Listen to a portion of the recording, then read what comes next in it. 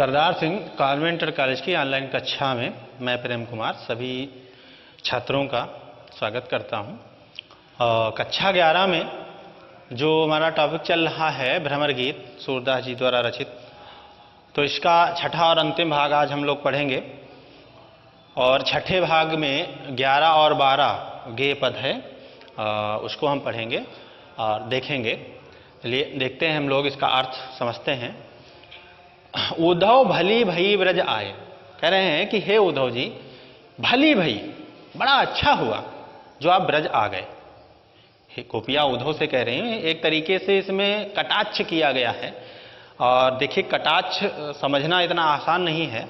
यहाँ कटाक्ष है कि आपने बड़ा अच्छा किया, क्योंकि उद्धव को पसंद नहीं कर रही हैं गोपियाँ, फिर भी कह रही हैं कि आपने बड़ा अच्छा किया कि आप ब्रज आ गए, हम लोगों के पास आ गए, हम लोगों को संदेशा दे रहे हैं, आप ब्रह्म भज्ञान का संदेशा दे रहे हैं, बड़ा अच्छा किया आपने यहाँ आकर के।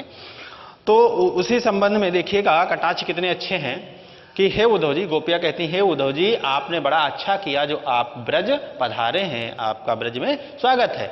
विधि कुलाल कीन्हे कांचे घट ते तुम आने पकाए। विधि कुलाल, यहाँ रूपक अलंकार है। विधि रूपी यानी ब्रह्मा रूपी कुम्हार ने, कुलाल माने कुम्हार और विधि माने ब्रह्मा, तो ब्रह्मा रूपी कुम्हार ने हमारे जिन घड़े रूपी शरीर रूपी घड़े को, घट माने घड़ा, कैसा घड़ा माना, अपने शरीर को घड़ा मान लिया, तो ब्रह्मा रूपी कुम्हार ने हमारे जिन घड़े रूपी शरीर को या शरीर रूपी घड़े को कच्चा बनाया था, ते तुम आने पकाए, उसको तुमने आकर के पका दिया है, उसको और पक्का और मजबूत कर दिया है। जैसे कुम्हार कच्चा घड़ा बनाता है, उसके बाद अग्नि में डाल देता है, और अग्नि में डालने के बाद वही जो घड़ा होता है मिट्टी का, वो पक जाता है, मजबूत हो जाता है। पकने के बाद मजबूत हो जाता है, जब तक कच्चा रहता है तब मजबूत नहीं होता है। तो इसलिए कहा कि हे उद्धव जी, आपने बड़ा अच्छा किया है जो आप ब्रज पधारे हैं, और जिन हमारे घड़ों को ब्रह्मा रूपी कुम्हार ने, जिन हमारे शरीर रूपी घड़े को ब्रह्मा रूपी कुम्हार ने कच्चा बनाया था, उसको तुमने आ करके पका दिया है। कैसे पकाया है देखिए, और घड़े को माना है तो घड़े में चित्रकारी भी होनी चाहिए, तो पकाया कैसे, योग रूपी, योग की बातें करके आपने उसको और मजबूत कर दिया है।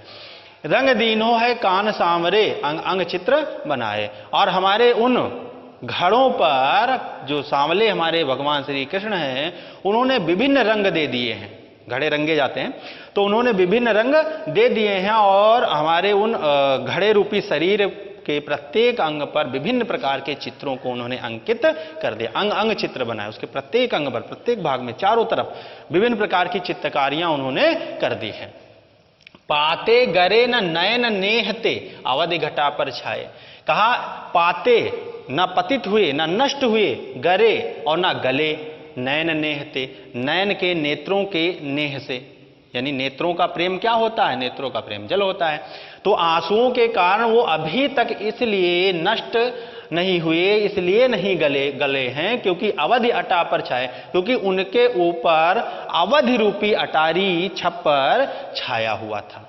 अभी तक हम चूंकि रोते रहते हैं, भगवान श्री कृष्ण के वियोग में हमेशा हमारे आंखों से आंसू बहते रहते हैं, तो अगर घड़ा कच्चा होता तो अब तक उसको गल जाना चाहिए था, अब तक उसको गल करके नष्ट हो जाना चाहिए था, लेकिन अभी तक वो गले और नष्ट इसलिए नहीं हुए क्योंकि उन पर, भाई जैसे कच्चा घड़ा है, अगर छप्पर के नीचे रखा जाएगा, पानी नहीं पड़ेगा तो वो गलेगा नहीं, नष्ट नहीं होगा। और अगर उसके ऊपर सीधे बारिश होती है, पानी गिरता है, तो निश्चित रूप से जो कच्चे घड़े होते हैं उनकी मिट्टी धीरे धीरे गल जाएगी और नष्ट होकर के समाप्त हो जाएंगे।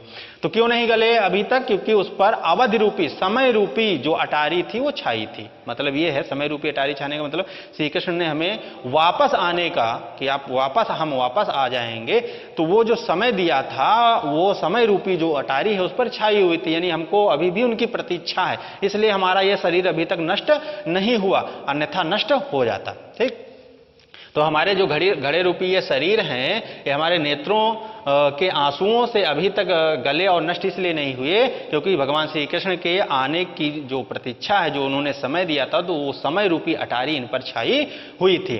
ब्रज कर अमा योग कर ईंधन सुरति आन सुलगाए, और कहा कि आपने आकर के पूरे ब्रज को ही, ब्रज करी अमा। अमा आप जानते हैं जो कुम्हार होता है, कुम्हार बहुत सारे घड़े बनाता है और फिर बहुत सारी ईंधन रखता है और ईंधन के बीच में उन घड़ों को रख देता है और उस पर आग जला देता है और फिर उन आग से वो घड़े जो है पक जाते हैं। ठीक है, तो उसको आमा कहते हैं, आमा। ठीक है, तो ब्रज कर, तो आपने यहाँ आकर के पूरे ही संपूर्ण ब्रज को आमा बना दिया है। और जोग ईंधन कर, और आपने उसमें योग रूपी ईंधन रख दिया है। भाई ईंधन भी चाहिए, आमा तो है लेकिन ईंधन भी तो होना चाहिए। ईंधन का योग रूपी चर्चा उन्होंने की, तो योग रूपी जो चर्चा है उसको, वो चर्चा रूपी जो ईंधन है वो उसमें आपने उस आमा में डाल दिया है। और सुरति आन सुलगाए, और आप चूंकि आए, आपके आने से हमें भगवान श्री कृष्ण की फिर से याद आ गई, तो उनकी स्मरण रूपी आग आपने उसमें लगा दी है। यानी जैसे कभी कभी हम लोग बहुत दिनों तक भूल जाते हैं बहुत लोगों को, लेकिन अगर उसका कोई करीबी, उसका कोई पास में रहने वाला व्यक्ति आता है और उसका नाम ले लेता है तो हमें फिर से बहुत ज़्यादा याद उसको आने लगती है। तो वही कहा, सुरत आन सुलगाए, आपने आकर के स्मरण रूपी अग्नि उसमें लगा दी, श्री कृष्ण की स्मरण रूपी अग्नि उसमें लगा दी। और फूंक उसास विरह प्रज्वलन कर, आग तो लगी लेकिन आग के लिए हवा भी चाहिए, तो हवा किसकी है?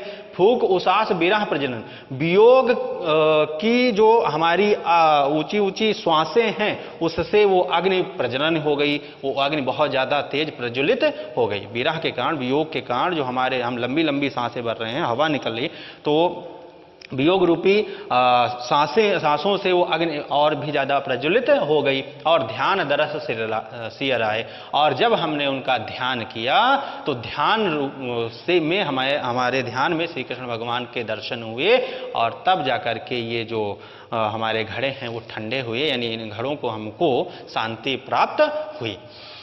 भरे सपूरन सकल प्रेम जल छुवन न काहू पाए, और कहा कि ये सकल प्रेम जल, प्रेम रूपी जल से ये संपूर्ण जो घड़े हैं, सकल जो संपूर्ण घड़े हैं वो भरे हुए हैं। यानी हमारे शरीर में, हमारे अंदर भगवान श्री कृष्ण के प्रति बहुत प्रेम बढ़ा। तो जैसे गागर में मिट्टी के बर्तन में जल भरा होता है, तो जो मिट्टी अपने शरीर को घड़ा बता दिया है, तो इसमें कौन सा जल भरा? प्रेम का जल भरा। तो प्रेम रूपी जल से ये पूर्ण रूप से भरे हुए हैं, और आज तक छुवन न काहू पाए, अपनी पवित्रता को व्यक्त करते हुए कहते हैं कि इन हमारे घड़े रूपे शरीरों को आज तक कोई स्पर्श नहीं कर सका है, इनको छू नहीं सका है। राज काजते गए सूर प्रभु नंद नंदन कर लाए, और कहा राज काजते गए सूर प्रभु, सूर के प्रभु था श्री कृष्ण, तो श्री कृष्ण भगवान राजकाज से, राजनीतिक कार्य से यहां से गए हैं, और ये नंद नंदन कर लाए, ये जो हमारे शरीर हैं ये नंद नंदन कर लाए, नंद नंदन के लिए ही हैं, यानी ये उन्हीं के लिए सुरक्षित थे और सुरक्षित रहेंगे। ठीक है, तो पूरे में रूपक अलंकार है, ब्रज भाषा का प्रयोग है, गेय पद है। ठीक, तो इन तीन चीजों को आप याद रखिएगा। रस छंद अलंकार आपसे पूछ सकता है कि इसमें रस क्या है, तो रस आप देख ही रहे हैं, फोक उसास विरह, वियोगी हैं, दुखी हैं, परेशान हैं, इसलिए वियोग श्रृंगार रस का प्रयोग किया गया है। गेय पद है, ठीक है, और छंद जो है, छंद का नाम क्या रखेंगे? गेय पद, गेय पद। ठीक, गेय पद है, और पूरे में रूपक अलंकार का प्रयोग है। 12 नंबर देखेंगे हम लोग, अखिया हरि दर्शन की भूखी। गोपियाँ उद्धव से कहती हैं कि हे उद्धव जी, हमारी आंखें जो हैं, हम लोगों की जो आंखें हैं वो भगवान श्री कृष्ण के दर्शन की भूखी हैं, अर्थात भगवान श्री कृष्ण के दर्शन करना चाहती हैं। कैसे रहत रूप रस रांची, ये बतिया सुनि सूखी। कहा ये तो रूप रस रांची, रूप के रस में, रूप के आनंद में, श्री कृष्ण भगवान के रूप के आनंद में रची हुई जो हमेशा रहती हैं, जो हमेशा उनके रूप सौंदर्य को याद करती रहती हैं, उनका ध्यान करते रहते हैं, उनका सौंदर्य को देखती रहती हैं, उनको वे ये बतिया सुन सूखी, जैसे ही आपकी ये बातें उन्होंने सुनी वो सूखी हो गई, रूखी सूखी हो गई, यानी उनके आंसू, उनकी जो गीलापन होता है वो सूख गया। सूखी का मतलब सूख जाता है, कभी कभी कहते हैं आंखों का पानी सूख गया, क्या?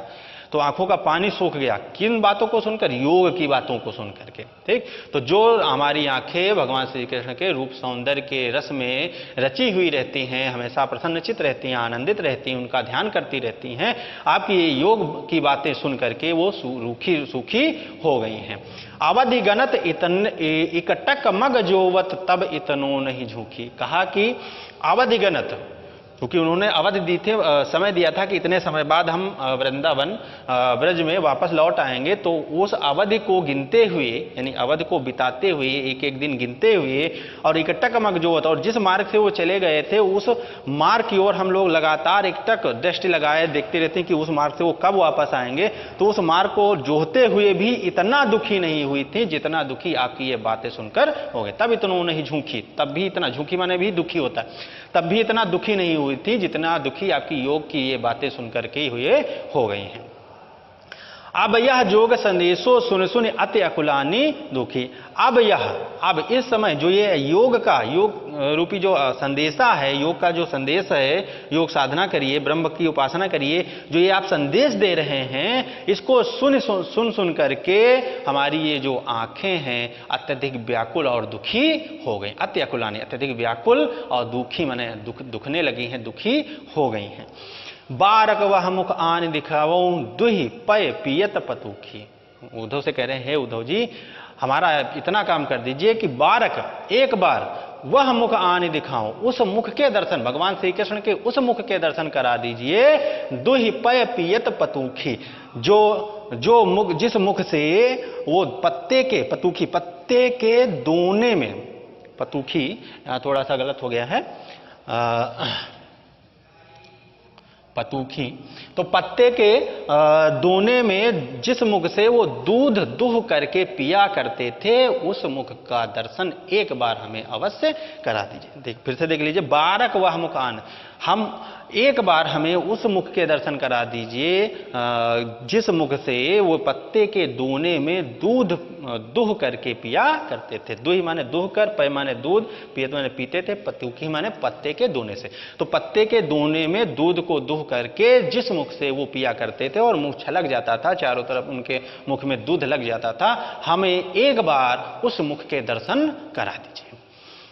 सूर सुकत हठ नाव चलावत ये सरिता है सूखी। सूरदास जी के शब्दों में गोपियां कह रही हैं कि आप हठ पूर्वक हमें योग साधना की बातें उसी प्रकार बता रहे हैं जिस प्रकार कोई हठी व्यक्ति सूखी हुई सरिता में, ये सरिता है सूखी हुई सरिता में, नदी में की बालू में हठ करके नाव चलाने का व्यर्थ प्रयास कर रहा हो। अर्थात हमारे ऊपर आपकी ये योग साधना की जो बातें हैं उनका कोई प्रभाव पड़ने वाला नहीं है, क्योंकि यह सिर्फ भगवान श्री कृष्ण के लिए है। हमारी आंखें भगवान श्री कृष्ण के ही दर्शन को चाहती हैं और किसी योग साधना की बातें सुनना नहीं चाहती हैं। ठीक है, तो सूर सुकत हट नट, सुकत माने बालू। ठीक है, सूरदास जी के शब्दों में गोपियां कहती हैं कि आप ठीक उसी प्रकार योग साधना की बातें करके ठीक उसी प्रकार का कार्य कर रहे हैं जैसे कोई हठी व्यक्ति सूखी हुई सरिता की बालू में, सूखी हुई नदी की बालू में हठ पूर्वक नाव चलाने का व्यर्थ प्रयास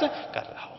ठीक, तो यहां पर आपने देखा सूर सुकत हठ नाव चलावत ये सरिता है सूखी, तो यहां पर रूपक अलंकार की भी अनुभूति हो रही है और वियोग श्रृंगार रस और गेय पद का प्रयोग किया गया है। तो आज के लिए इतना ही, और ये टॉपिक भी आपका भ्रमर गीत यहीं पर समाप्त होता है। तो धन्यवाद।